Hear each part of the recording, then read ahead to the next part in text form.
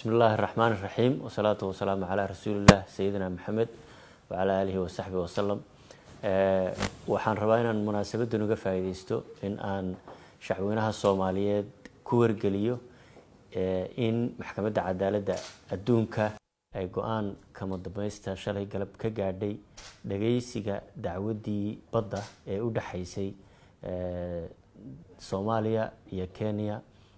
dacwadaas oo gudbinihii qoraalaha iyo dokumentiyada hore ay u dhamaatay 2018 December waxa ay muddaba u madlanayd in la dhageysto doodaha afeed oo luqadda af Ingiriisiga lagu yiraahdo oral hearing in dhinacyadu maxkamadda hordeeda ay ka soo jeediyaan. maxkamaddu go'aan waxa ay shalay ku gaadhay dhageysigii dacwadda oo horena ay u mudeysay, hase yeeshee Kenya ay codsatay in dib loo dhigo, inaan la aqbalahaynin in dib loo dhigo mar dambe.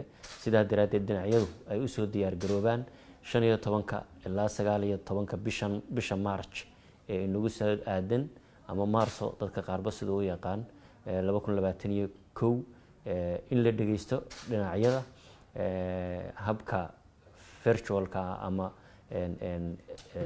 muuqaalka fogaal aragga ah, iyo hadday suurto gasho habka dhowr qof in ay ka soo qayb gali karaan dhinacyada. almuhiim dacwadda dhageysigeedii insha Allah 15 ilaa 19 Maarso oo sanadkan 2021 ayaa ay hirgelaysaa. maxkamadduna go'aamisay naguna warkelisay dhinacyada dhammaantood. waxaan shacweynaha Soomaaliyeed u sheegayaa anagoo ku kalsoon Ilaahay, ku kalsoon taageerada iyo garab istaaga mar walba dawladda Soomaaliya la barbar taagan tihiin in aynu ku metelno danta ummadda Soomaaliyeed, xaq iyo cadaaladna ku helno doodeena iyo dacwadeena, kuna kalsoon dhexdhexaadnimada maxkamadda cadaaladda adduunka, in aad noo soo ducaysaan in si xaq ah ay noogu dhamaato dacwadaasi.